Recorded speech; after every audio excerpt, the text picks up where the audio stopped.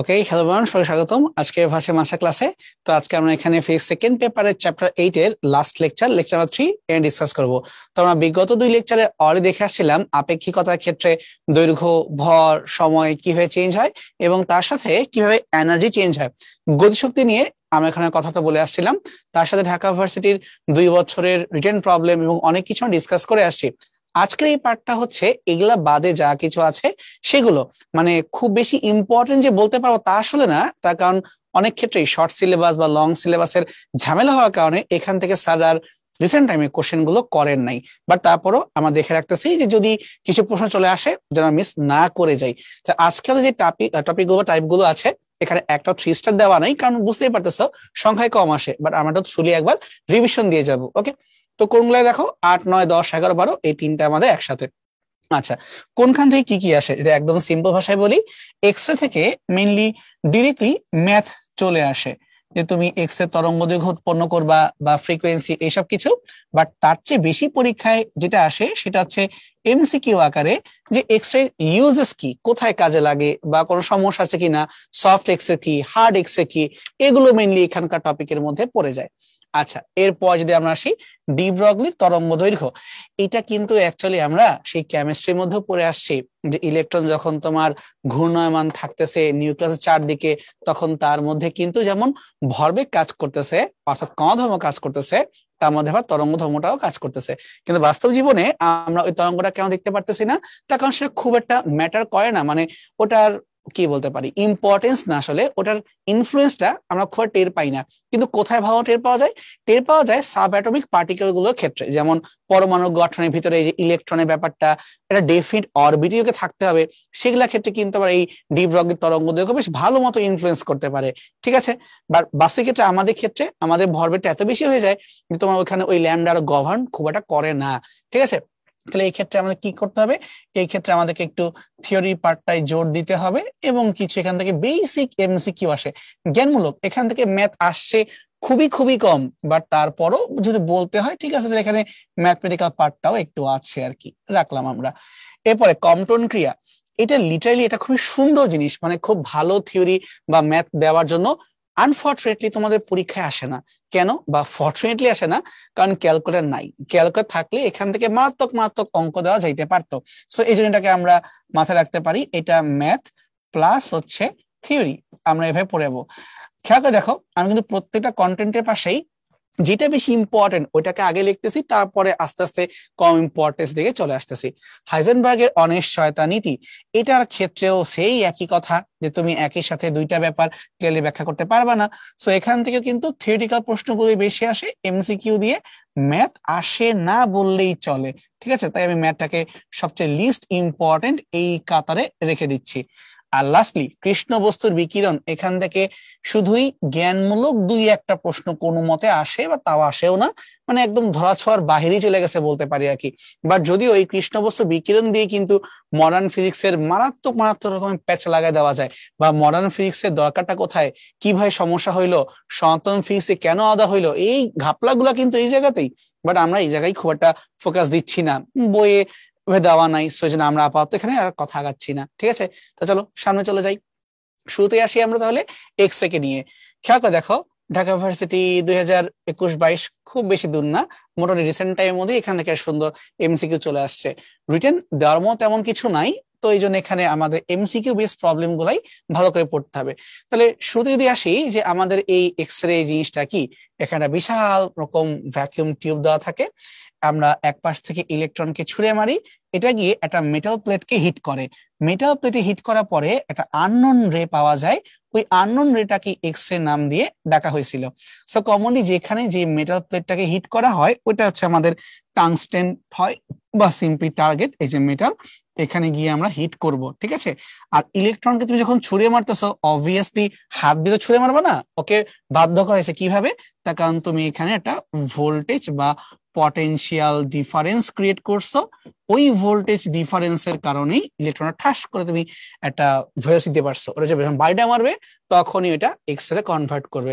তাহলে আমরা যদি একটু জিনিসটাকে আগের একটা চ্যাপ্টারে মিলে আনি, যে আলোক তড়িৎ ক্রিয়া, ফটো ইলেকট্রিক ইফেক্ট, আর তোমার এখানকার এক্স রে, এদের মধ্যে কি মিল আছে না অমিল আছে, একই নাকি, এটা চিন্তা করি।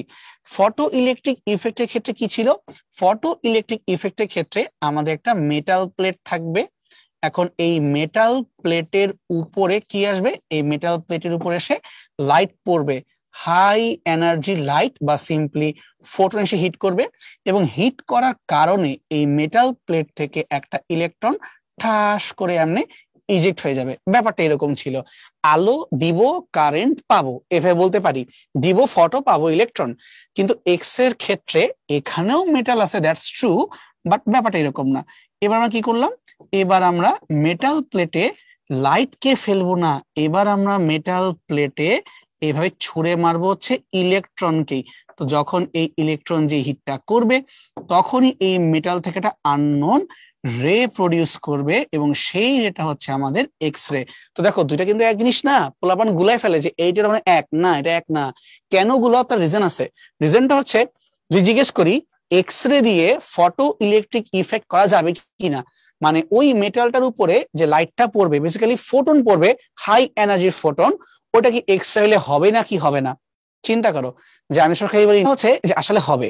কেন হবে না? তার রিজনটা হইলো যে এক্স রে তো অনেক পাওয়ারফুল, তাই না? তো যদি তুমি অনেক বেশি এনার্জি এই মেটালের উপরে ফেলতে পারো, তুমি তো ইলেকট্রনকে ইজেক্ট করতে পারবাই। সো না পারার তো এখানে কোনো কারণ নাই। অর্থাৎ গামা রশ্মি, এক্স রে, এগুলো দিয়েও আলোক তড়িৎ ক্রিয়া ঘটানো যাবে। মেন কথা হচ্ছে যে রশ্মিটা আসবে তাকে এনাফ পাওয়ারফুল হইতে হবে। জাস্ট এটা আমাদেরকে খেয়াল রাখতে হবে, ঠিক আছে? আচ্ছা, তাহলে এখানে আমি মনে থিমটা ক্লিয়ার করে দিছি যে কি হবে না হবে। তোমরা অবশ্যই বাসায় যেগুলো পড়বা সেটা হচ্ছে এই এক্স রশ্মির ব্যবহার, মানে ইউজ, কোথায় কি কাজে আসে। তারপরে পড়বা সফট এক্স রে কি জিনিস, হার্ড এক্স রে কি জিনিস। এগুলো কিন্তু তোমাকে পরীক্ষায় এমসিকিউ আকারে জিজ্ঞেস করে। সফট এক্স রে কোথায় কাজে লাগে, হার্ড এক্স রে কোথায় কাজে লাগে। যেমন ধরো যে আমাদের অনেক ক্ষেত্রে হয় না যে রোগীদের হাড্ডি গুড্ডি ভেঙে যায়, তো হাড়ের এক্স রে করতে হয় বা দাঁতের এক্স রে করতে হয়। তাদের কি করে? তাকে হার্ড এক্স রে করে? অবশ্যই না, তাদের সফট এক্স রে করে। কারণ হার্ড এক্স রে দিলে উল্টা ক্ষতি হইতে পারে, সফট এক্স রে হবে। কিন্তু যখন আমরা ধরো যে কাঠের বাক্সর ভিতরে কোনো কিছু লুকায় রাখা আছে কিনা, বা ভিতরে কিছু লুকানো আছে কিনা, যে কোনো ক্ষেত্রে, তখন তো আমি সফট এক্স রে করবো না, তখন তো আমি হার্ড এক্স রে করবো। সো কেস ওয়াইজ এগুলো আলাদা, একটু তোমরা নিজে পড়বা, ঠিক আছে? এগুলো একটু মুখস্থ রাখতে হবে, পরীক্ষায় চলে আসে। এবার আমরা এই এক্স রে ক্ষেত্রে একটু ফর্মুলা গুলোকে বোঝার চেষ্টা করি। দেখো এখানে আসলে হচ্ছেটা কি, একদম সিম্পল ফর্মুলা বলি, সেটা হচ্ছে তুমি ইলেকট্রনকে একটা গতি শক্তি দিচ্ছ, তাই না? ওই গতি শক্তির বিনিময়ে তুমি একটা তরঙ্গ পাচ্ছ। তাহলে ইলেকট্রনের গতি শক্তি আর উৎপন্ন তরঙ্গ এর শক্তি কি সেম হওয়ার কথা না, তাই না? তাহলে এখন যে তুমি ইলেকট্রনকে গতিশক্তি দিচ্ছ, তাহলে কিভাবে দিচ্ছ? এই গতিশক্তি তুমি একটা বিভব পার্থক্য প্রয়োগ করে তাকে দিচ্ছ। তার মানে প্রয়োগকৃত বিভব পার্থক্য কিসে রূপান্তরিত হচ্ছে? তরঙ্গের শক্তিতে রূপান্তরিত হচ্ছে। এটা সিম্পলি এখানে কম্পেয়ার করে বোঝাচ্ছি, ঠিক আছে? তাহলে এখন আসো, আমরা জানি যে বিভব পার্থক্য থেকে কিভাবে শক্তি পাওয়া যায়। ডাব্লিউ সমান সমান কিউভি। এখন ইলেকট্রন চার্জ হচ্ছে ই, আর বিভব পার্থক্য তোমার হচ্ছে ভি। তাহলে বিভব পার্থক্যের জন্য যে শক্তি, এটা তোমার হচ্ছে ইভি। আর তরঙ্গের যে শক্তি, এটা তোমার হচ্ছে এইচ এফ। বা তোমার মন চাইলে তুমি তরঙ্গের শক্তিকে এইচ সি বাই ল্যামডা এই আকারেও কিন্তু লিখতে পারবা। তার মানে এক্স কে সলভ করতে গেলে আমরা সবসময় ইভি সমান সমান এইচ এফ সমান সমান এইচ সি বাই ল্যামডা, এভাবেই ম্যাথ গুলো আমরা সলভ করব। এবার চিন্তা করে দেখো, আমরা কি কখনো টোটাল এনার্জিকে কমানোর প্ল্যান করব? অবশ্যই না, আমরা বাড়ানোর প্ল্যান করব। তাহলে এই জায়গা থেকে আমরা দেখি যে কমেন্টটা করতে পারি, সেটা হচ্ছে ই সমানুপাতিক এফ, আর হচ্ছে ই সমানুপাতিক 1/λ, বা সিম্পলি ব্যস্তানুপাতিক। তাই যদি আমরা এনার্জিকে বাড়াইতে চাই, ফ্রিকোয়েন্সি কি করব? আমরা ফ্রিকোয়েন্সিকে সর্বোচ্চ করব, এফ হবে ম্যাক্সিমাম। কিন্তু সেই মোমেন্টেই তরঙ্গ দৈর্ঘ্য কি অবস্থা হইতে হবে? তরঙ্গ দৈর্ঘ্য তোমার হইতে হবে মিনিমাম। তার কারণ একটা গিভেন এনার্জি আমি কমাইতে চাচ্ছি না, আমি চাচ্ছি ম্যাক্সিমাইজ করতে, বা যত বেশি কাজে লাগানো যাবে। সো এই কথাটা এক্স রের জন্য সত্য, বা যে কোনো তরঙ্গের ক্ষেত্রে এই সিম্পল ব্যাপারটা সত্য, ঠিক আছে? আমাকে জিজ্ঞেস করতে পারি যে এক্স রে তুমি যে টিউবে করতেছো সেটা কোথায় করতেছো? যেমন কুলিজ নল, ওখানে করা হয়। এই নামগুলো কই পাবো আমরা? এগুলা বই আছে। সো আমি রিকোয়েস্ট করতেছি, সব চ্যাপ্টারে বলি না, এই চ্যাপ্টারে এই পার্টে এসে বলতেছি একটু কষ্ট করে রিডিং দিতে হবে। রিডিং না দিলে কিন্তু তুমি কনফিউজ হয়ে যাবা, ঠিক আছে? আচ্ছা, এখন এখান থেকে আমরা আরেকটু কিছু কাজকর্ম করি, এই যে এইচ এফ বা এইচ সি বাই ল্যামডা এর একটু কাজে লাগাই। কিভাবে? এই ল্যামডাটাকে খেয়াল করো, মানে এখান থেকে তো এটা আসছে তাই না? তো যদি আমরা একটু নিজেদের মতো এটাকে সাইডে নিয়ে আসি এই পাশে, তাহলে ল্যামডা সমান সমান H C divided by E V. দেখো তো ভাই, এখানে যে এইচ এর মানটা 6.62610⁻⁻34, এইটা কি একটা কনস্ট্যান্ট না আসলে? আবার সি এর মান, এটাও কি এটা কনস্ট্যান্ট না? 3 × 10⁸। ইলেকট্রনের ভ্যালু এটা কনস্ট্যান্ট না? শুধুমাত্র কোনটা কনস্ট্যান্ট হবে না সেটা হচ্ছে ভি, বিভব পার্থক্য। তুমি যেমন বিভব পার্থক্য দিবা তার উপর ডিপেন্ড করতেছে কি ঘটবে।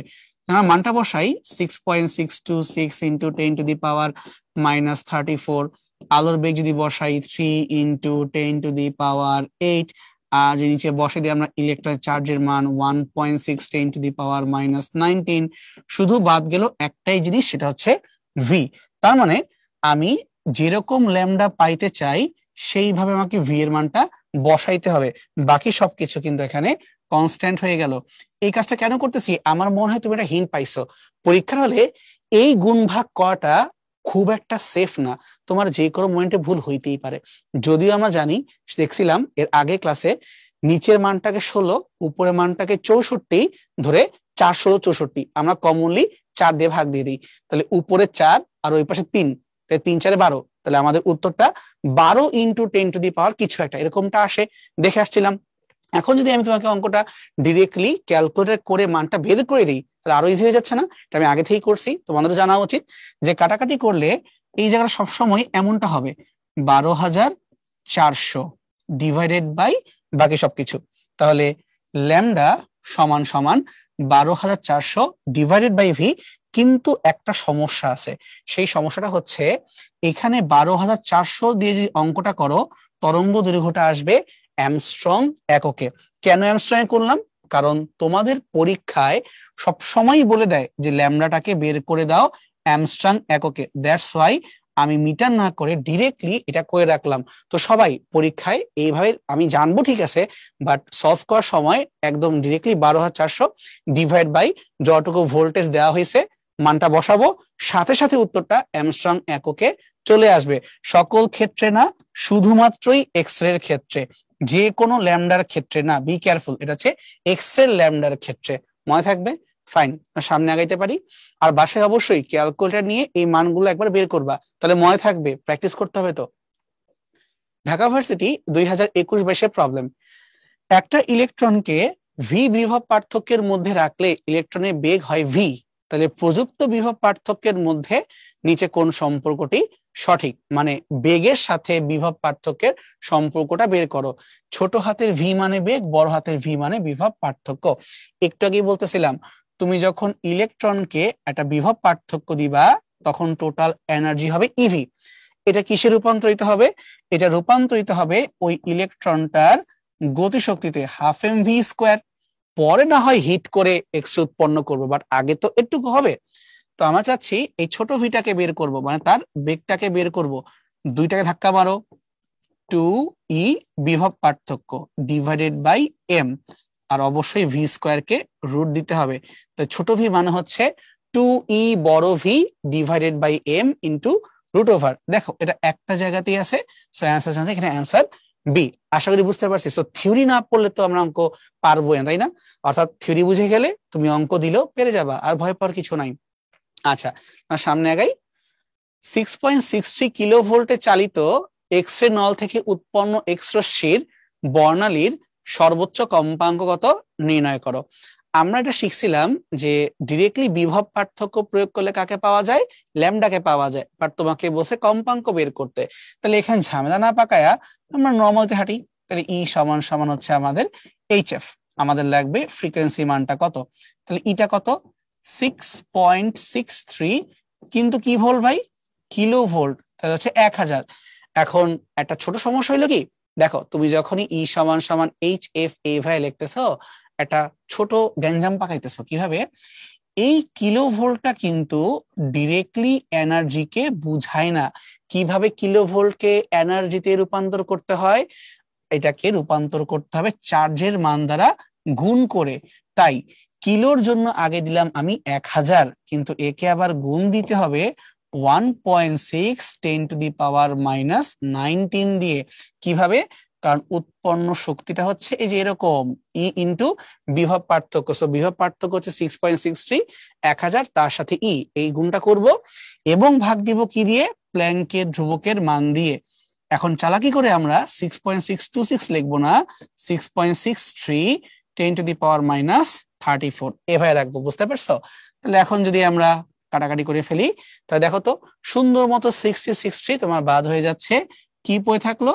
এখানকার 1.6, আর বাকি সব 10⁻⁻। এই 3 ঘর, এই 19 ঘর, -16, 34 গেল উপরে, তাই 10⁻34 থেকে কাকে বাদ দিতে হবে? 16কে বাদ দিতে হবে। যদি 14কেই বাদ দিতাম 34 থেকে, তাহলে কত পড়ে থাকলো? 20, আরো 2 বাদ দিলে 18। তাহলে আলটিমেটলি বিয়োগ করার পরে পেয়ে যাবে এখানে আমরা 10⁻18। তাহলে তোমার হচ্ছে এত হার্জ। শেষ। তাই ডিরেক্টলি আমাদের ফ্রিকোয়েন্সি মানটা বের হয়ে গেল। তুমি যদি চাও এই ম্যাথটাকে এইভাবে না করে ওই ল্যামডা বের করে করবা, এটা কিন্তু বুদ্ধিমানের কাজ হবে না। কেন? এই মানটা 12,400 সাথে সুন্দরভাবে কানেক্টেড না। তোমার এটা করতে গেলে উল্টো আমার বেশি কষ্ট হয়ে যাবে। তোমাকে মাথায় রাখতে হবে পরীক্ষায় কি চাইতেছে তার উপর ডিপেন্ড করে তুমি অঙ্কটাকে কিভাবে সলভ করবা। সো এটি হচ্ছে আমাদের জন্য অ্যাকচুয়ালি সর্বোচ্চ কম্পাঙ্ক। সো এফ মানেও যা, এফ ম্যাক্স মানেও তা, এর চেয়ে বেশি এখানে হইতে পারবে না। সিম্পল হিসাব কিতাব। এখন যাব আমরা নতুন টাইপে ডি ব্রগলির তরঙ্গ দৈর্ঘ্য। দেখো সেই 16, 17, 18, 19 কিছু এমসিকিউ আসছে, আর কোনো খবরই নাই। তো ডি ব্রগলি তরঙ্গ দৈর্ঘ্য জিনিসটা অ্যাকচুয়ালি আসে কিভাবে? সেটা হচ্ছে যে ভরের সাথে তার একটা মানে ভর বেগের সাথে তার ডিরেক্টলি ল্যামডার একটা কানেকশন আছে। ওইটা কাজ করি, ওইটাকে প্রুফ করা ট্রাই করি। তুমি মনে করো, দেখা থাকতো তোমাদের কেমিস্ট্রি বই স্পেসে থাকার কথা যে যখন একটা ইলেকট্রন নিউক্লিয়াসকে কেন্দ্র করে এরকম কোনো একটা নির্দিষ্ট পথে পরিভ্রমণরত বা ঘূর্ণায়মানরত থাকে, তখন সেখানে কিন্তু তার সুন্দর একটা ল্যামডা উৎপন্ন করে। এখন মজার বিষয়টা হচ্ছে এখানে ল্যামডাটা এমন ভাবেই উৎপন্ন হবে যেন সেটা একটা পূর্ণ গুণিতক ভাবেই হয়, এইভাবে হয়ে যায়। মানে কোনো কিন্তু এখানে হাফ ল্যামডা, 1.2 ল্যামডা এগুলো হবে না, একদম পারফেক্ট ল্যামডা হইতে হবে। মানে হয় এটা একটা ল্যামডা হবে, না দুইটা, নাহলে তিনটা, এরকম কনফিগারেশন তোমার থাকতে হবে। এবং তখনই কিন্তু এটা এই ডেফিনিট অরবিটে এক্সিস্ট করে, মানে নির্দিষ্ট কক্ষপথ আর ব্যাসার্ধে এক্সিস্ট করে। এটা কিন্তু বের করা যায়, তোমার কেমিস্ট্রির মধ্যে পড়ছো। সো একটু এগুলা আবার রিভিশন দিয়ে ফেলবা। আপাতত আমি আমার ফিজিক্সের কাছে আসি, যে ডিরেক্টলি H/mv এটা কিভাবে হয়। এবং আমরা জানি ঢাকা ভার্সিটির একটা কমন প্রবলেম হচ্ছে তারা কিন্তু পরীক্ষায় প্রুফ করতে বলে 2.5 মার্কের জন্য প্রতি বছরই তারা দেয়। সেরকম ছোট প্রুফ পরীক্ষা আসতেই পারে। তো আমরা কি করব? ডি ব্রগলি কি করছেন? ডি ব্রগলি অ্যাকচুয়ালি তোমার দুইটা ধর্মকে মার্চ করে দিছেন, কণা ধর্ম আর তরঙ্গ ধর্ম। তো আইনস্টাইন যখন যে কোনো ভরের জন্য শক্তি বলছিলেন, উনি বলছিলেন ই সমান সমান mc²।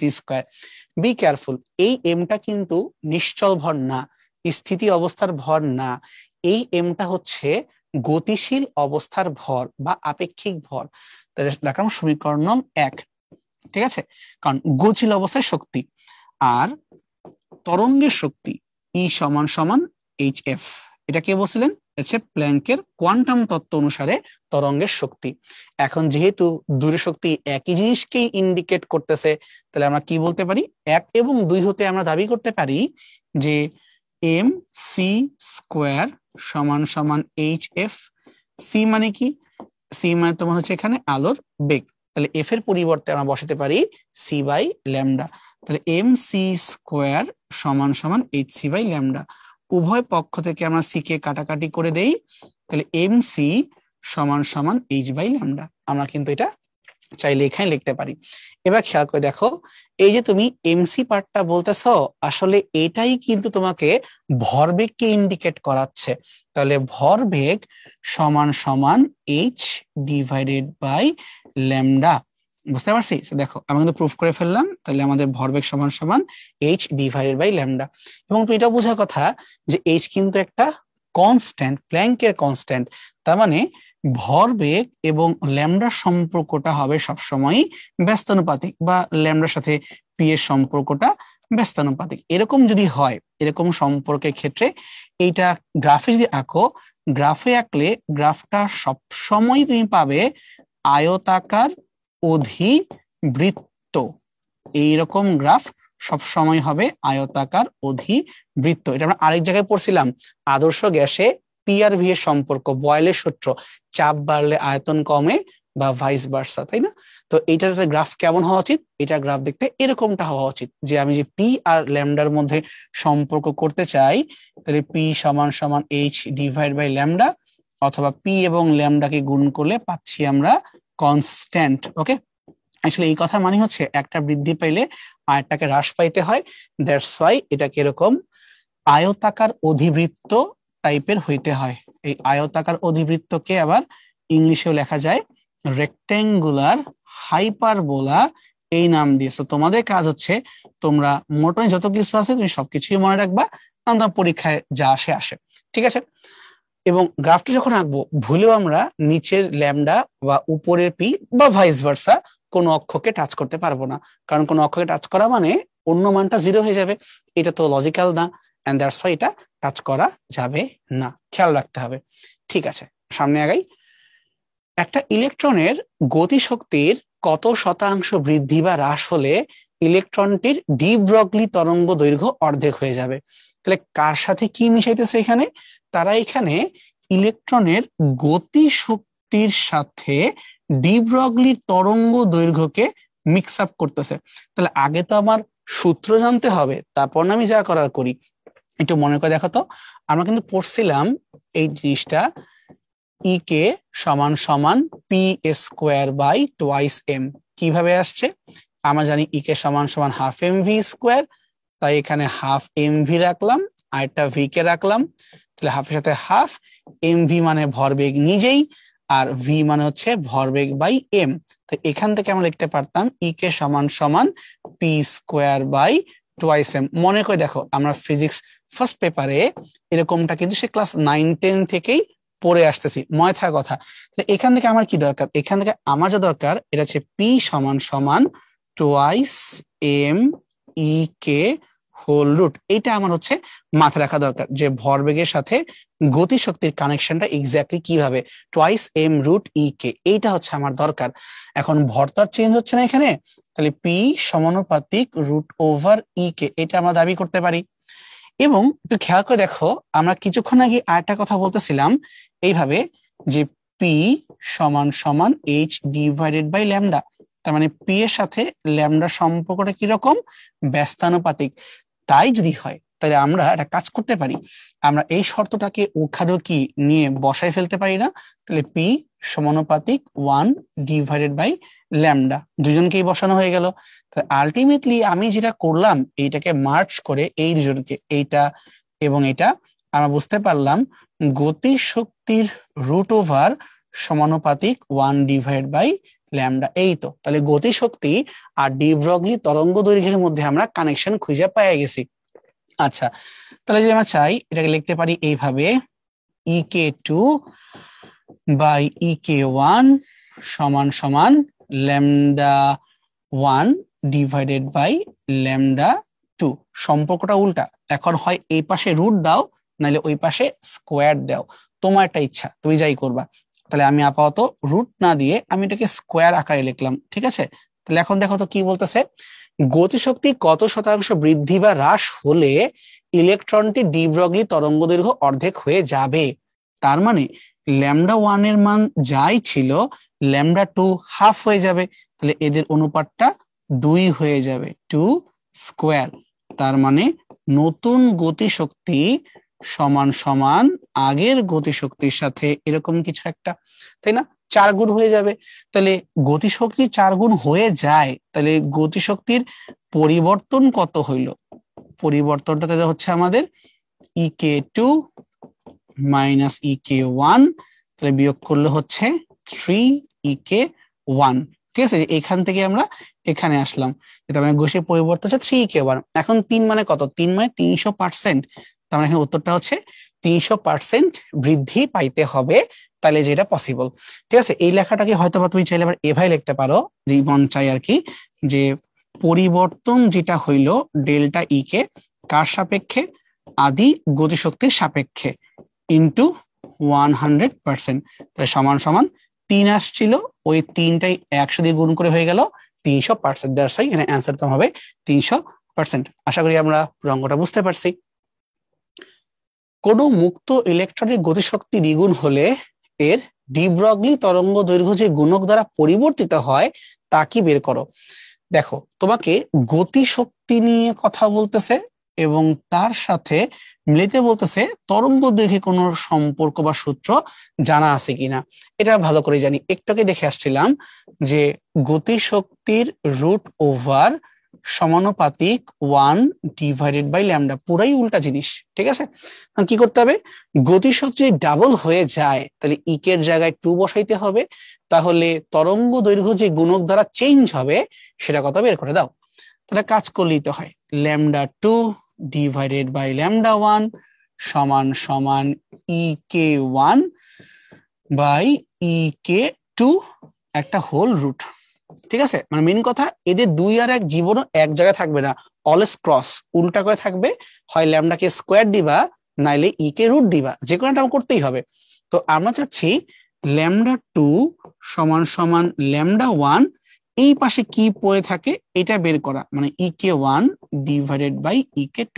তো প্রশ্নিত বলছে গতিশক্তি কত হয়ে যাবে, দ্বিগুণ হয়ে যাবে।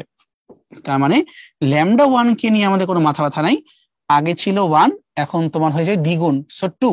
তাহলে এখন যে 1/2 কে আমরা রুট করি 1/√2, তাহলে ফাইনালি আমরা উত্তর পেয়ে গেলাম λ2 এর মানটা হবে λ1 এর 1/√2 গুণ। এই গুণকটাকে তারা বলতেছে এই যে গুণক, তাহলে অ্যান্সারটা হবে 1/√2। ভাগ তো আর হয়নি, গুণিত হয়েছে, তো যা গুণ হবে সেটাই, বা √2 ভাগ হয়েছে। বি কেয়ারফুল, কিভাবে বসে, ভাজক বললে √2, গুণক বললে 1/√2। ঠিক আছে, সিম্পল জিনিস। 9.11 10⁻31 কেজি ভর বিশিষ্ট একটা ইলেকট্রন যদি 2.5 পাওয়ার 6 এত বেগে চলা শুরু করে তখন ডি ব্রগলি তরঙ্গ দৈর্ঘ্য কত হবে। আমি কি কি জানি, আমি এখানে তার ভর জানি, আমি তার এখানে বেগ জানি, তাহলে এখানে এম আর ভি এই দুটা আমার জানা আছে। এখন কই যেতে হবে, তরঙ্গ দৈর্ঘ্য বের করতে হবে। তো দেখো তো ল্যামডা সমান সমান কি ছিল, এটা খেয়াল করে দেখো, আমরা পড়ছিলাম পি সমান সমান এইচ বাই ল্যামডা, তাহলে ল্যামডা সমান সমান হচ্ছে উল্টা করে এইচ বাই পি, তাই না, সম্পর্ক তো অলওয়েজই উল্টা। এইচ এর ভ্যালু 6.6, কিছু বলে নাই তো তোমার যা মন নিতে পারবা, তো 6.63 রাখলাম 10⁻34, আর ভাগ দিব কি দিয়ে, এমভি দিয়ে। এমটা হচ্ছে 9.11 ইন্টু 10⁻31, আর ভি এর মানটা কত, 2.5 ইন্টু 10�6। এখন জাস্ট কাটাকাটি করব, তাহলে তো হয়ে গেল। তাহলে উপরে 6.63, নিচে হচ্ছে 2.5, তার সাথে 9.11 ইন্টু 10⁻, সবগুলো এই যে এক জায়গায় নিয়ে আসো, তাহলে কি অবস্থা হচ্ছে, 31 আর 6 যদি যোগ করি তাহলে কত হচ্ছে -25। -25 যখন উপরে উঠে যায় কত হচ্ছে +25, তাহলে -34 আর +25 মানে হচ্ছে -9। তো এই পর্যন্ত আমরা আসছি। আমি খেয়াল করে দেখলাম এখানে 8 আছে, 10 আছে, 4 আছে, 29, মানে মিক্স আপ করে ফেলছে সবকিছু। এটাকে কত তাড়াতাড়ি করা যেতে পারে, তো যদি তুমি তাড়াতাড়ি করতে চাও তাহলে মোটামুটি তুমি এই 9.1 কে 10 ধরতে পারো, যেটা 10 হয়, তাহলে এই 10 যদি ভাগ আকারে আছে, তাহলে 10⁻⁹ কে আরো 10 দিয়ে ভাগ করলে 10⁻10, এটা এমনটা হয়ে গেল, তাই না। আচ্ছা, আর এখানে কি পড়ে থাকলো, আমার এখানে 6.63 আর 2.5 পড়ে থাকলো। এখন যদি আমি চাই এই 2.5টাকে তো কিছু করার দরকার নেই, 6.63 কে মোটামুটি কি ধরা যেতে পারে, তুমি চিন্তা করে ভাবে যে 2.5 কেজি গুণ করে আমি শুরু করি, 3×25 = 75 হয়, আর 4×5 = 100, ওটা পরে কথা, আর 25 দিয়ে 50 হয়, তাহলে অ্যান্সার কিন্তু 2 এর চেয়ে বেশি বাট 3 চেয়ে কম আসতেছে, তাই না, কারণ 3×25 = 75 আর 2 দিয়ে গুণ করলে 5, তাহলে এটা অ্যান্সার কিন্তু 2 থেকে 3 এই রেঞ্জের মধ্যে আমার চলে আসতেছে। আমি খুঁজো 2 থেকে 3 আর 10⁻⁻10 এরকম অ্যান্সার কোথায় আছে, চোখের দেখায় অ্যান্সার সি এখানেই আছে। সো আমাদের উত্তরটা হওয়ার কথা, বাট আমি যখন সবসময় চেক করি, তো আমি এখন এভাবে চেক করে দেখবো যে অঙ্ক ঠিক জায়গাতে আছে কিনা, সবাই চেক করা উচিত। ওকে, তো ভাগ দিতে হলে কি দিয়ে, 9.11 পাওয়ার -31 ইন্টু তোমার হচ্ছে 2.5 পাওয়ার 6, ভাগ দিই, হ্যাঁ, আমাদের গেস একদমই ঠিক আছে, 2.9 10⁻10। ঠিক আছে, শোনা চেক দিবা, ওভার কনফিডেন্স কখনোই ভালো না, বাট তারপর আমরা লজিক জানি যে কেন চুজ করছে এই জিনিসটা। ঠিক আছে, সামনে আগাই। এখন টাইপ নোট 10, কম্পটন ক্রিয়া। সিম্পল সেন্সে জিনিসটা আসলে কি? জিনিসটা হচ্ছে আসলে এরকম যে একটা স্থির ইলেকট্রনের উপরে যখন প্রোটন এসে আঘাত করবে, সংঘর্ষের কারণে কিছু পরিমাণ শক্তি প্রোটন ইলেকট্রনকে দিয়ে দিবে। ইলেকট্রনটা একদিকে চলে যাবে আর প্রোটনটা আরেকদিকে বিক্ষিপ্ত হয়ে যাবে। এই যখন ঘটনা ঘটে তখন ফোটনের শক্তি হ্রাস পায়। এই ঘটনাটাকে আমরা তরঙ্গ দৈর্ঘ্যের সাপেক্ষে যখন প্রকাশ করি তখনই বলি কম্পটন ক্রিয়া। এটা কাজ করি, আমি তোমাকে লিখে লিখে বুঝাই। যেমন দেখো, এখানে দিয়ে দেওয়া আছে একটা নিশ্চল ইলেকট্রন এখানে আছে, নিশ্চল ইলেকট্রন। ঠিক আছে, তাহলে নিশ্চল ইলেকট্রনের ক্ষেত্রে ম্যাস কত হবে? এম নট দ্বারা লিখতে পারো, মানে 9.11 10⁻⁻31 এত কেজি নিশ্চল, তাই না? এখন এই ইলেকট্রনটাকে একটা ফোটন এসে হিট করবে, এই যে ফোটন। তাহলে ফোটনটার যে এনার্জি এটা হচ্ছে ই। ফোটনটা যখন হিটটা করলো, যখন আসতেছিল তখন ধরলাম তার কম্পাঙ্ক ছিল এফ এবং তার তরঙ্গ দৈর্ঘ্য ছিল ল্যামডা। ইলেকট্রন আর ফোটনের মধ্যে সংঘর্ষ হইল এবং সংঘর্ষের দিক থেকে ইলেকট্রনটা একদিকে চলে গেল, বিক্ষিপ্ত হয়ে যাবে। ধরলাম উপর দিয়ে গেল ইলেকট্রন আর ধরলাম নিচ দিয়ে গেল হচ্ছে ফোটন। তো ফোটনটা যখন সংঘর্ষের পরে বের হয়ে চলে যাবে তখন তার শক্তি হয়ে যাবে ই প্রাইম, তখন তার কম্পাঙ্ক হবে এফ প্রাইম আর তার তরঙ্গ দৈর্ঘ্য হবে ল্যামডা প্রাইম। এখন আমার কোশ্চেন হচ্ছে এই জায়গাতে যে সংঘর্ষ হওয়ার আগে আর সংঘর্ষ হওয়ার পরে কোন ক্ষেত্রে শক্তি বেশি ছিল, কমন সেন্সে কি বলে? তাহলে কমন সেন্সে আসা উচিত যে নিশ্চল অবস্থায় এই তোমার ইলেকট্রনটাকে যখন ধাক্কাটা মারলো কিছু তো শক্তি ও ইলেকট্রনকে দিয়েই দিল, তার মানে ধাক্কা লাগার পরে ফোটনের এনার্জি কমে গেল। লিখতে পারি এইভাবে, সংঘর্ষের পরের এনার্জি কমে গেল সংঘর্ষের আগের এনার্জি কম্পেয়ারে। আমরা জানি ই সমান সমান এইচ এফ, তাহলে আমার যদি এনার্জি কমে যায় আমার কম্পাঙ্ককেও কমতে হবে। কিন্তু আমরা জানি এনার্জি হচ্ছে এইচ সি বাই ল্যামডা, অর্থাৎ শক্তি কমে গেল ভালো কথা, কিন্তু তরঙ্গ দৈর্ঘ্য বেড়ে গেল। এই যে সংঘর্ষের পরে তরঙ্গ দৈর্ঘ্য বৃদ্ধি পায়, এই ঘটনাটার নামই হচ্ছে কম্পটন ক্রিয়া। এখন যদি আমরা প্রুফ করা শুরু করি যে সংঘর্ষের পরের তরঙ্গ দৈর্ঘ্য আর সংঘর্ষের আগের তরঙ্গ দৈর্ঘ্য, তখন যে সূত্র পাওয়া যাবে এইটাই হচ্ছে সেটা। এই যে কম্পটন ক্রিয়া সূত্র অনুসারে নতুন তরঙ্গ দৈর্ঘ্য সমান সমান আদি তরঙ্গ দৈর্ঘ্য যোগ H by M not C 1 - cos phi. এই ফাইটা কোনটা? এই ফাইটা হচ্ছে যত কোণ করে আমাদের ফোটনটা বিক্ষিপ্ত হয়ে যায়। বুঝতে পারছি? তো আমাকে মনে রাখতে হবে। সো আলটিমেটলি আমি কিছু জিনিস ক্লিয়ার করি। কম্পটন ক্রিয়া এটা বোঝাচ্ছে তরঙ্গ দৈর্ঘ্যের পার্থক্য, নতুন তরঙ্গ দৈর্ঘ্য মাইনাস আদি তরঙ্গ দৈর্ঘ্য সমান সমান H by M not C 1 - cos phi. এইটা হচ্ছে আমাদের কম্পটন ক্রিয়া। এখন তুমি যদি এই ল্যামডাকে পক্ষান্তর করো তখন নতুন তরঙ্গ দৈর্ঘ্যের মানটা চাইলে বের করা যায়, বাট কম্পটন ক্রিয়া হচ্ছে এইটা তরঙ্গ দৈর্ঘ্যের পার্থক্য। এবং যদি একটু ভালো করে খেয়াল করো, এখানে H by M not C, H একটা কনস্ট্যান্ট, এম নট একটা কনস্ট্যান্ট এবং সিও কিন্তু একটা কনস্ট্যান্ট, কিন্তু ফাই অবভিয়াসলি এখানে কনস্ট্যান্ট না, ফাইটা চেঞ্জ হয়ে যাবে। তাহলে H by M not C এই পার্টটাকে কি বলে? এই পার্টটাকে আবার বলা হয় কম্পটন তরঙ্গ দৈর্ঘ্য বা ল্যামডা সি 1 - cos ফাই। তোমাকে পরীক্ষা কিন্তু জিজ্ঞেস করতে পারে যে বল দেখি বাবা কম্পটন তরঙ্গ মানে কি? কম্পটন তরঙ্গ দৈর্ঘ্য হচ্ছে H by M not C, এই ধ্রুবকটা, আর কম্পটন ক্রিয়া হচ্ছে পরে আর আগের তরঙ্গ দৈর্ঘ্যের যে ডিফারেন্স। সেটা কেয়ারফুল থাকতে হবে কোনটা কি জিনিস। এখন তোমার মাথায় কোশ্চেন আসাই উচিত যে ভাই H by M not C এটা কি আসলে একটা কনস্ট্যান্ট না? অবশ্যই কনস্ট্যান্ট। এখানে এইচ হচ্ছে প্ল্যাঙ্কের ধ্রুবক, এখানে তুমি এম নট বলতে বুঝতেই পারতেছো, এটাকে বোঝা হচ্ছে ইলেকট্রনের যে তরঙ্গ দৈর্ঘ্য সেটা, সরি ইলেকট্রনের যে ভর সেটা, আর সি কোনটা? সি তোমার হচ্ছে আলোর যে বেগ ওইটা। ঠিক আছে, আলোর বেগ যে আমরা 3 × 10⁸ বলি, এটা কিন্তু অ্যাকচুয়ালি প্র্যাকটিক্যালি পুরাপুরি ঠিক না।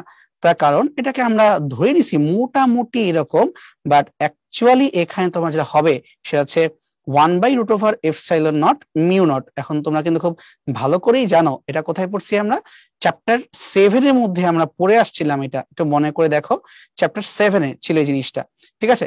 সো এটা হিসাবে তুমি করো, আলটিমেটলি মানটা আসে 2.42 10⁻12। সবগুলো তুমি অ্যাকচুয়াল মানটা বসায় দাও, কোথায় লিখবো ওই পাশে লিখি 2.42 10⁻12। এটা মনে রাখলে ভালো, 2.42 10⁻12 এত মিটার হচ্ছে আমাদের কম্পন তরঙ্গ দৈর্ঘ্যের মান, ঠিক আছে? হয়তোবা তুমি যদি আলোর বেগের মানটা 3/8 দিয়ে বসাও এক্স্যাক্টলি এটা পাবা না, উল্টা পাল্টা আসবে। বাট হ্যাঁ, কত উল্টা পাল্টা আসবে, ওই 4.2 পরে বা 2.42 পর্যন্ত খুব বেশি একটা অ্যাকচুয়ালি যাবে আসবে না, ঠিক আছে? তাহলে আমরা মনে রাখবো কম্পন ক্রিয়া, কম্পন তরঙ্গ দৈর্ঘ্য এগুলো। এখন প্রশ্ন উঠতে পারে এই কম্পন ক্রিয়া সর্বোচ্চ বা সর্বনিম্ন এগুলো কখন হইতে পারে, বাট তার আগে উল্টা প্রশ্ন করি। উল্টা কোশ্চেনটা হচ্ছে কম্পন ক্রিয়ার মান এবং কম্পন তরঙ্গ দৈর্ঘ্য কখন সমান হবে, মানে কখন ডেল্টা ল্যামডা মানে কম্পন ক্রিয়া আর ল্যামডা সি কম্পন তরঙ্গ দৈর্ঘ্য সমান হবে। যদি এই পাশের মানটা 1 হয়ে যায়, অর্থাৎ 1 থেকে 0কে বাদ দিই, তার মানে ফাই মান যদি 90 হয়ে যায়, তাহলে আমরা এখানে লিখে রাখি যে যদি সংঘর্ষ হওয়ার পরে ফোটন 90 ডিগ্রি কোণ করে বিক্ষিপ্ত হয়ে যায় তখন ডেল্টা ল্যামডা সমান সমান ল্যামডা সি হয়ে যায়। এটা স্পেশাল কেস, ঠিক আছে? যে যদি আমাদের বিক্ষিপ্ত ফোটনের অ্যাঙ্গেলটা হয় 90 ডিগ্রি, তখন cos 90 হবে 0, 1 থেকে 0 বাদ দিলে একই হবে, অর্থাৎ কম্পন ক্রিয়া এবং কম্পন তরঙ্গ দৈর্ঘ্য সমান হবে। আদারওয়াইজ এটা কিন্তু হবে না। তো আর কি কেস হইতে পারে? শুধু কি 90 হইতে পারে না, এটা 0 হইতে পারে, আর অনেক কিছু হইতে পারে। তো আমরা আরেকটা স্পেসিফিক কেস চলে যাই, যে যদি বিক্ষিপ্ত অ্যাকচুয়ালি নাই হয়, মানে 0 ডিগ্রি হয়, তাইলে কি অবস্থা হচ্ছে? তাই তুমি দেখো cos 0 মানে 1, 1 থেকে 1 বাদ দিলে 0, তার মানে কোনো কম্পন ক্রিয়া পাওয়াই যাবে না, ঠিক আছে?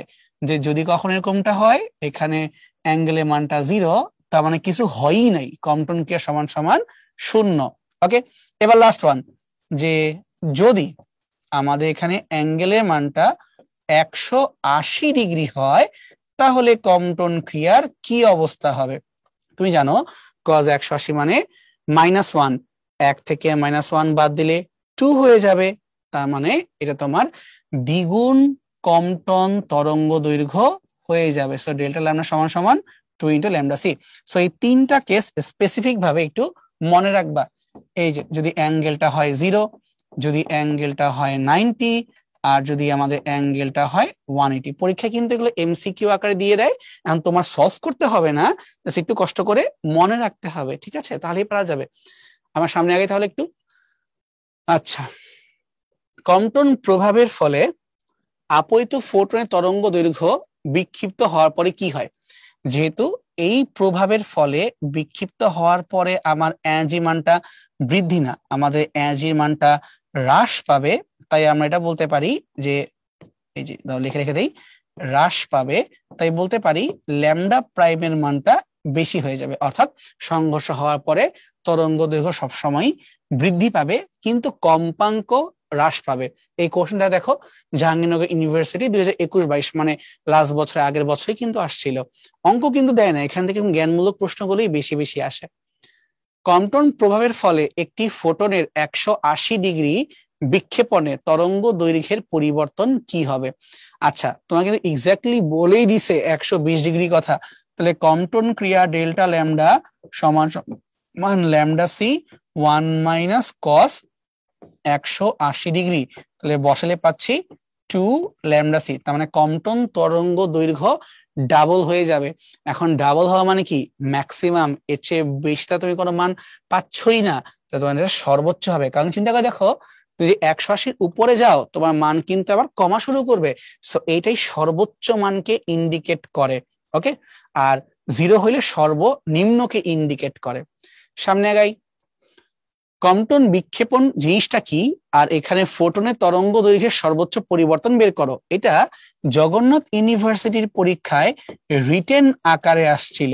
তো এতক্ষণ যে আমরা মুখে মুখে যে কথাগুলো বললাম ওটাই তুমি একবার লিখে দেখাবা, যে এরকম হাই এনার্জির ফোটন এসে একটা স্থির ইলেকট্রনের সাথে সংঘর্ষ করলো, এবং সংঘর্ষ হওয়ার পরে এই ফোটনটা তার আদি গতিপথের সাথে একটা ডিফারেন্ট কোনো অ্যাঙ্গেল করে এভাবে চলে গেল, ধরলাম ফাই অ্যাঙ্গেল করে চলে গেল, এবং তা এখানে এনার্জি কমে গেল।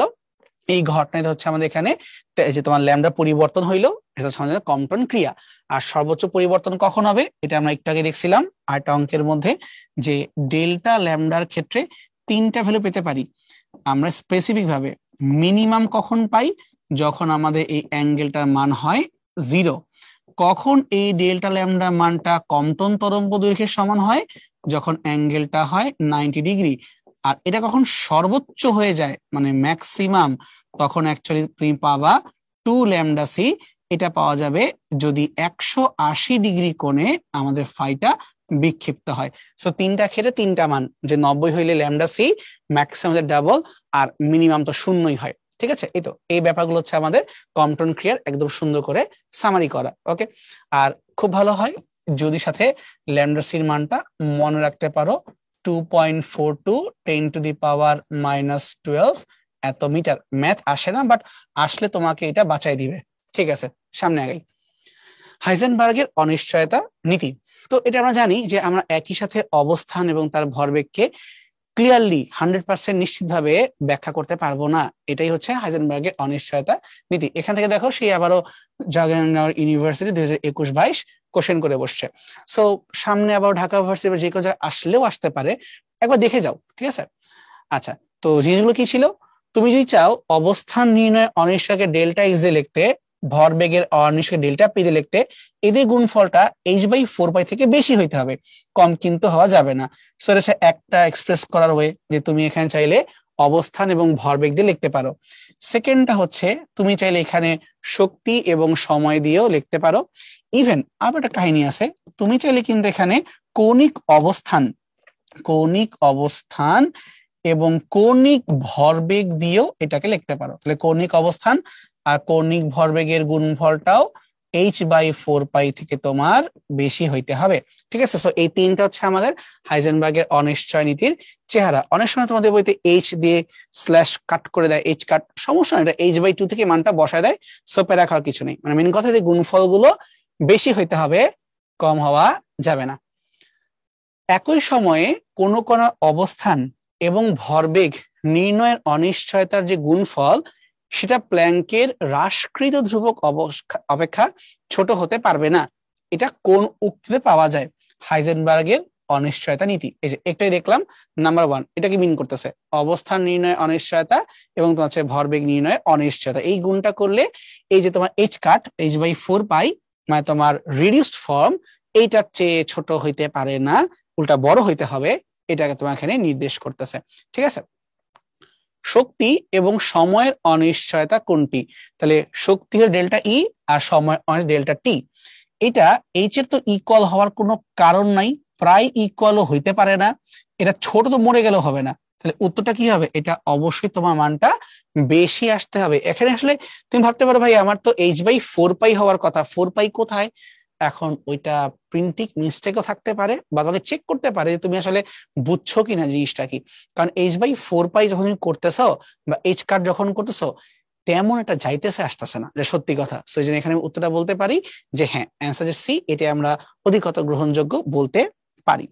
সামনে আগে তাহলে, পদার্থ যখন তরঙ্গ রূপে আচরণ করে তখন অবস্থান এবং ভরবেগ সঠিকভাবে নির্ণয় করা যায় না। এটা কি নয় পরিচিত? এতক্ষণ ছিল হলাগুলো মেনে নিই, হাইজেনবার্গের অনিশ্চয়তা নীতি। অবস্থান নির্ণয়ের ক্ষেত্রে ত্রুটি সর্বোচ্চ হলে ভরবেগ নির্ণয়ের ক্ষেত্রে কোনটা হবে? চিন্তা করে দেখো, সূত্র কি ছিল? অবস্থান নির্ণয়ের ত্রুটি অনিশ্চয়তা, ভরবেগ নির্ণয়ের অনিশ্চয়তা, এই মানটাকে অবশ্যই h/4π থেকে বেশি হইতে হবে, তাই না? এখন এই গুণফলটার মধ্যে আমাকে বলতেছে এই অবস্থান নির্ণয় করতে গেলে যে সমস্যা হচ্ছে, এটা যদি ম্যাক্সিমাম হয়ে যায় তাহলে ভরবেগের ক্ষেত্রে কি হওয়ার কথা, গুণফলটা যেহেতু কনস্ট্যান্ট থাকতে হবে, তাহলে একটা মান যখন সর্বোচ্চ হবে তখন আরেকটা মানকে সর্বনিম্ন হইতে হবে, কারণ গুণফলটাকে কনস্ট্যান্ট থাকতে হবে। তার মানে এখানে উত্তরটা হবে ভরবেগ নির্ণয়ের ক্ষেত্রে উল্টা, একটা বেড়ে গেলে আরেকটা কমে যাবে, তো এখানে সর্বনিম্ন হয়ে যাবে। ঠিক আছে, এখন যাই আমরা কৃষ্ণ বস্তুর বিকিরণ। লিটারালি এটা নিয়ে কেউ কথাবার্তাই বলে না, কিন্তু হঠাৎ করে জিএসটি পরীক্ষায় রিসেন্ট ইয়ারে 22-23 প্রবলেম ঢুকাই দিছে। হ্যাঁ, প্রবলেম বলতে কিন্তু ম্যাথ মিন করি নাই, একটা জ্ঞানমূলক প্রশ্ন দিয়ে দিছে, সো এটা আমরা এমনিও বোর্ডের পরীক্ষায় কভার করে আসছি। আর রাজশাহী ইউনিভার্সিটি মোটামুটি এটা খুব পছন্দ করে, তারা মোটামুটি এখান থেকে টানা প্রশ্ন দিয়েই যাচ্ছে। কৃষ্ণ বস্তু, সিম্পলি কৃষ্ণ মানে হচ্ছে এখানে কালো বা ব্ল্যাক বোঝানো হচ্ছে, আর বস্তু বলতে এখানে বডি বোঝাচ্ছে। সো তোমার এখানে ব্ল্যাক বডি রেডিয়েশন, এই জিনিসটা নিয়ে প্রচুর পরিমাণে ব্যাখ্যা আছে, মারাত্মক মারামারি আছে। স্টিফেন হকিং এর নাম তো আমরা সবাই শুনছি, সরি এনার নাম আমরা সবাই শুনছি। স্টিফেন হকিং সাহেব কিন্তু তার ব্রিফ হিস্ট্রি অফ টাইম এই বইয়ের মধ্যে এই ব্ল্যাক বডি রেডিয়েশন নিয়ে খুব সুন্দর সুন্দর ব্যাখ্যা দিয়ে গেছেন। বা সিম্পলি এই কাজগুলো কখন কাজে লাগে, যখন আমরা ব্ল্যাক হোল নিয়ে কথা বলতে চাই, যে ব্ল্যাক হোল থেকে তো আমরা জানি এনার্জি বের হওয়ার কোনো কারণ নাই, বাট ব্ল্যাক হোল থেকেও কিন্তু এনার্জি রিলিজ হয়। সো এটাকে আমরা ব্ল্যাক বডি রেডিয়েশন আন্ডারে ফেলে কিন্তু ব্যাখ্যা করতে পারি। এই জিনিসগুলো ব্যাখ্যা যখন করতে গেল, লিটারালি তখনই আধুনিক পদার্থ বিজ্ঞানের ঝামেলা পাকলো। তার কারণ তুমি চিন্তা করে দেখো, নর্মাল সেন্সে তরঙ্গ দৈর্ঘ্যের সাথে কিন্তু এনার্জির সম্পর্কটা কেমন হচ্ছে, ব্যস্তানুপাতিক হচ্ছে না? আচ্ছা, আমি ইজি করে বলি যে যখন এনার্জির সাথে ল্যামডার গ্রাফটা আঁকা হয়, লজিক্যালি ল্যামডা তোমার যত বাড়তেছে তোমার এনার্জি তত কমতেছে, এমনটা হওয়ার কথা। তো ক্লাসিক্যাল ফিজিক্স দেখা গেল যখন এই যে তোমার এনার্জি ডিস্ট্রিবিউশনের সাথে ল্যামডা গ্রাফটা আঁকা হয়, তখন শুরুতে এটা এরকম খাড়া হয়, বাট একটা মোমেন্ট পরে এভাবে এটা হুট করে নেমে এভাবে কন্টিনিউ করে একটা তাপমাত্রায়। ইভেন অন্য আরেকটা তাপমাত্রা বললে ওখানেও সেম এই প্রবলেমটা হয়। মানে ওভারঅল এটা বলা যেতে পারে যে তারা যতই তাপমাত্রা বাড়ায় কমে এক্সপেরিমেন্টটা করুক, দেখা যায় যে বিকিরণ হওয়ার সময় এরকম একটা প্যাটার্ন ফলো করে, বাট এমনটা কিন্তু হওয়ার কথা না। মানে তোমার বাড়তেছে বাড়ুক, কমতেছে কমুক, এরকম চেঞ্জটা আসে কেন? মেইন প্রবলেমটা এই জায়গাটাতেই হয়, এই জায়গাটাতে হয়। কিন্তু খেয়াল করো, ক্লাসিক্যাল ফিজিক্স কিন্তু ওই পাশটা নিয়ে কোনো মারামারি করতেছে না। কেন? কারণ ক্লাসিক্যাল ফিজিক্স এর কথা হচ্ছে যে আমাদের ল্যামডা যত বাড়বে এনার্জি তত কমবে, এমনটা তো নিয়ে আমাদের কোনো মাথা ব্যথা নাই, সো ইটস ওকে। বাট তাপমাত্রা বাড়লে একটু এনার্জি বেশি হবে, বিশ্বাস করতেছি। কিন্তু এই প্রত্যেকটা গ্রাফেরই যে পিক পয়েন্ট আছে, পিক পয়েন্ট, সেই পিক পয়েন্টের আগে এরকম উল্টাপাল্টা কেন হইলো? বাট তারপরে দৃশ্যমান অবলোহিত এগুলা কেন কোনো সমস্যা হচ্ছে না? এই গন্ডগোলটা পিক পয়েন্টে লাগছে। আর এই জোনটা অ্যাকচুয়ালি ইউভি, মানে ইউভি রেড জোন। তো এই জন্য সায়েন্টিস্টরা তখন বললো এটা হচ্ছে ইউভি ক্যাটাস্ট্রফি, মানে আলট্রা ভায়োলেট বা অতিবেগুনি বিপর্যয়। এমন তো হওয়ার কথা না, এখান থেকে গন্ডগোলটা লাগছে। যে তার মানে আমরা যে ক্লাসিক্যাল ফিজিক্স নিয়ে কথা বলতেছি সামথিং রং, বা আমরা পুরোপুরি ব্যাখ্যা করতে পারতেছি না। এগুলা ব্যাখ্যা করার জন্য অনেক বিজ্ঞানী অনেক তত্ত্বই দিলেন। যেমন এখান থেকে তোমাদের প্রশ্নটা আসছিল একটা জিএসটি পরীক্ষাতে, আমি দেখা আসি আগে, যে কৃষ্ণ বস্তুর বিকিরণ কে ব্যাখ্যা করছিলেন। তোমাদের বইতে একদম শুরুতে নামটা দেওয়া আছে, র্যালে জিন্স। এই তত্ত্ব দিয়ে আমরা কৃষ্ণ বস্তুর বিকিরণটাকে ব্যাখ্যা করতে পারি। ঠিক আছে, জিএসটি 22-23 আসছিল। এখন এই কৃষ্ণ বস্তুর বিকিরণ নিয়ে অনেক রকম সূত্র আছে, এখানে আমরা স্টেফানের সূত্রটাকে জাস্ট দেখবো। তো এটা কিরকম দেখো, আমি এটা বলতেছিলাম যে তাপমাত্রার সাথে রেডের যে এনার্জি তার ইন্টেন্সিটি বা সিম্পলি তার তীব্রতা। ইন্টেন্সিটি কথা সিম্পল মানে কি? কথা সিম্পল মানে হচ্ছে প্রতি একক ক্ষেত্রফলের মধ্য দিয়ে প্রতি একক সময়ে যেই পয়েন্ট শক্তি নির্গত হচ্ছে বা আপতিত হচ্ছে, তাই না? তাইলে যেই পরিমাণে শক্তি মানে জুল প্রতি সেকেন্ডে প্রতি মিটার স্কোয়ার দিয়ে পাস করে বা নিচ্ছে, তা জুল পার সেকেন্ড মানে কি? ওয়াট। তাহলে ওয়াট পার মিটার স্কোয়ার। তো যেমন বলে যে ভাই তীব্রতার একক কি, মনে থাকবে না? তীব্রতার একক হচ্ছে ওয়াট পার মিটার স্কোয়ার। কিভাবে আসছে তা কিন্তু বুঝাই বলছি। তার মানে একক ক্ষেত্রফলে একটা শক্তি আসতেছে একক সময়, বা একক ক্ষেত্রফলে যে ক্ষমতা তাকে সিম্পলি আমরা এখানে তীব্রতা ইন্টেন্সিটি বলতেছি। বাট এখানে কিন্তু শোষণ হচ্ছে না, বিকিরণ হচ্ছে, ছেড়ে দিচ্ছে, তাই না? তাহলে এখানে মেইন ফর্মুলা আছে তোমার এই যে এটা ই সমান সমান পাওয়ার বাই এরিয়া সমান সমান sigma into T to the power 4। অর্থাৎ এখানে বিকিরিত যে শক্তি বিকিরিত তার শক্তিটা পুরোপুরি ডিপেন্ড করে তাপমাত্রার উপরে। যেই কৃষ্ণ বস্তু যত বেশি উত্তপ্ত সেখান থেকে তত বেশি এনার্জি পার সেকেন্ডে রেডিয়েট করবে। আর এই যে সিগমা এটা হচ্ছে আমাদের স্টেফানের ধ্রুবক বলা হয়। শুধু স্টেফেন না, ভিনেরও সূত্র আছে, বাট ভিনের সূত্র হচ্ছে পঞ্চঘাতের সূত্র। অর্থাৎ ভিন দাবি করছেন এই এনার্জি তাপমাত্রা টু দি পাওয়ার 5 পঞ্চঘাতের সমানুপাতিক। আমরা এখানে ভিন না, আমরা স্টেফানের সূত্র নিয়ে কথা বলতেছি। স্টেফানের সূত্র যে মান এটা একটু মনে রাখলে ভালো হয়, বাট যদি এখন আর পরীক্ষায় আসে না সো প্যারা খাওয়ার কিছু নাই। তো মানটা হচ্ছে আমাদের 5.67 into 10 to the power -8 watt per metre square kelvin power -4। Okay, এটার এককটাও কিন্তু মনে রাখবা, watt per metre square kelvin power -4। কিভাবে হইলো? এই যে এনার্জিকে আমরা টি পাওয়ার 4 দিয়ে ভাগ দিয়ে দিছি, মানে এনার্জি আমরা তীব্রতা ইনটুতে ভাগ দিয়েছি, so watt per metre square kelvin power -4। এবং খেয়াল করো এই গ্রাফটা লাফায় লাফায় উঠতেছে, এইটা একটু মিন করতেছে এনার্জি ইজ প্রপোর্শনাল টু তাপমাত্রা একটা ঘাত। আর এই ঘাতটাকে উনি কত ধরছেন? উনি ধরে নিছেন স্টেফান এই ঘাতটা হচ্ছে 4, আর উইন এটাকে ধরে নিছিলেন পাওয়ার হচ্ছে পঞ্চঘাত মানে 5-এর সমানুপাতিক। ওকে, ঠিক আছে, তাহলে সামনে আগাই। সাদা বস্তুর তুলনায় কালো বস্তুর ক্ষেত্রে কি হবে? নর্মালি কালো বস্তু কয়লা, চিন্তা করো কয়লা কিরকম হবে, ভিতরে মারাত্মক গরম ট্র্যাপ করে রাখছে, তাই না? তাহলে তাপ ওর অনেক বেশি হওয়ার কথা, এবং তার মানে কি যা তাপ বেশি তাকে হাতে ধরলে তো গরম ফিল হওয়ার কথা, তাপমাত্রাও তো কম হওয়ার কথা, তাপমাত্রা বেশি হওয়ার কথা, মানে তোমার ঠান্ডা বেশি লাগবে না, তাই না? তাহলে বেশি তাপ হবে এবং কম ঠান্ডা, বেসিক্যালি গরম হবে, এটাই মিন করছে। তুমি কয়লা দিয়ে ব্যাপারটা একটু ভাবার চেষ্টা করো। একটা কৃষ্ণ বস্তু তাপমাত্রা 1000 কেলভিন হলে তা হতে কি হারে তাপ শক্তি বিকিরিত হবে? তাহলে আমরা কি জানি, ফর্মুলা ই সমান সমান sigma T to the power 4। তাহলে এই ভ্যালু কত ছিল? 5.67 10 টু দি পাওয়ার -8। এটা কোত্থেকে আসছে? এই যে দেখো একটু আগের পেজেই ছিল, এইখানে এই 3 মনে ছিল 5.67 10 টু দি পাওয়ার -8, এখান থেকে ধরে আনছি। ওকে, তাহলে এখন কি করব? তাপমাত্রার পাওয়ার বসাই দিব টু দি পাওয়ার 4, তাহলে কিন্তু আমাদের হয়ে যাচ্ছে। বাট তাপমাত্রা কত? 1000 কেলভিন। তাহলে 1000 কে টু দি পাওয়ার 4 যদি করো তা কিন্তু মারাত্মক বড় মান আসতেছে। চিন্তা করে দেখো 5.67, এখানে তোমার 10 টু দি পাওয়ার -8, 3 শূন্য 4 বার রিপিট করলে কত হয়? 3 4 12, তাহলে এখানে তোমার পাওয়ারটা হয়ে গেল +12। তাহলে কাটাকাটি করলে কত আসতেছে? আসতেছে 5.67 ইন্টু 10 টু দি পাওয়ার 4। তাহলে আমাদের এই উত্তরটা কি আসলো? Watt per metre square. কিন্তু প্রশ্নে কি লিখছে? Kilowatt per metre square. তাহলে কিলোওয়াট মানে কি? 1000 দিয়ে ভাগ দিতে হবে। তাহলে 1000 দিয়ে ভাগ দিলে মানে 10 টু দি পাওয়ার 3 দিয়ে ভাগ দিলে শুধু 10 পড়ে থাকলো, কিলোওয়াট পার মিটার স্কোয়ার। আর বাচ্চারা বুঝে গেছে যে স্যার দশমিক গুনতে দিলেই 56.7 হয়ে গেল।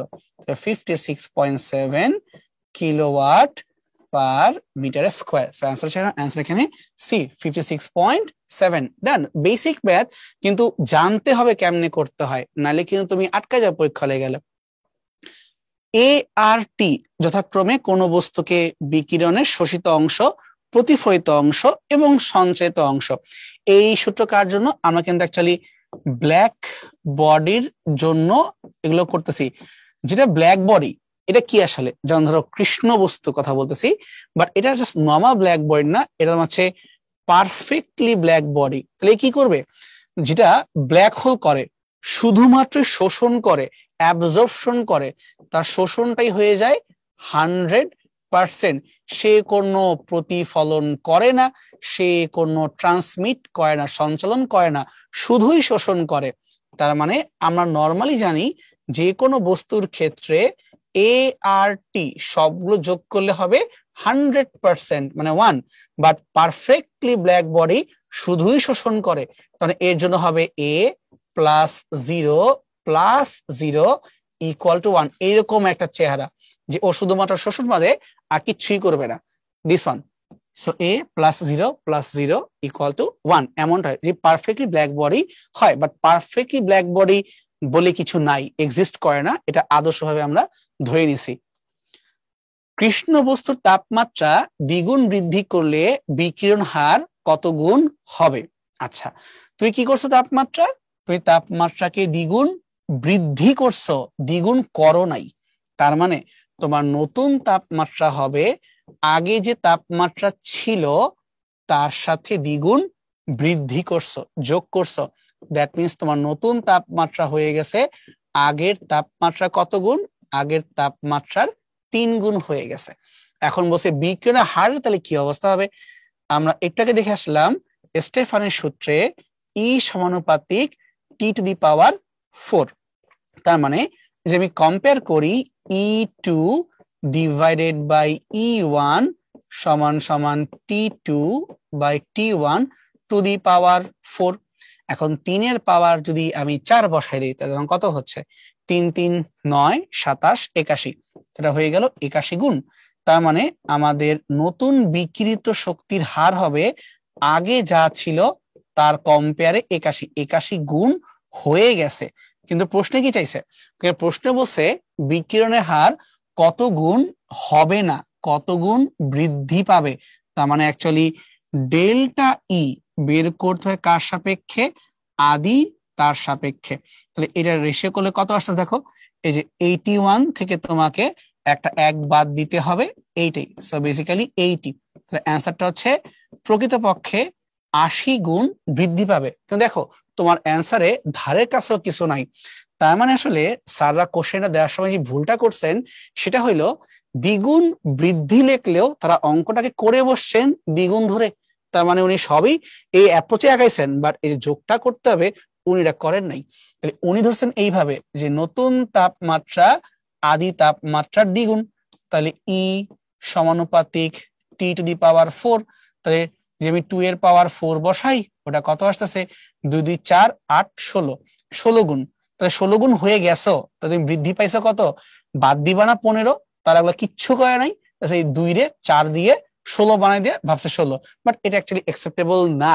অ্যাকচুয়াল ম্যাথ হচ্ছে এইটা, আমি দুই সাইড দিয়ে করছি। তাহলে এটা আসল উত্তর হবে 80 গুণ বৃদ্ধি পায় বা 81 গুণ হয়।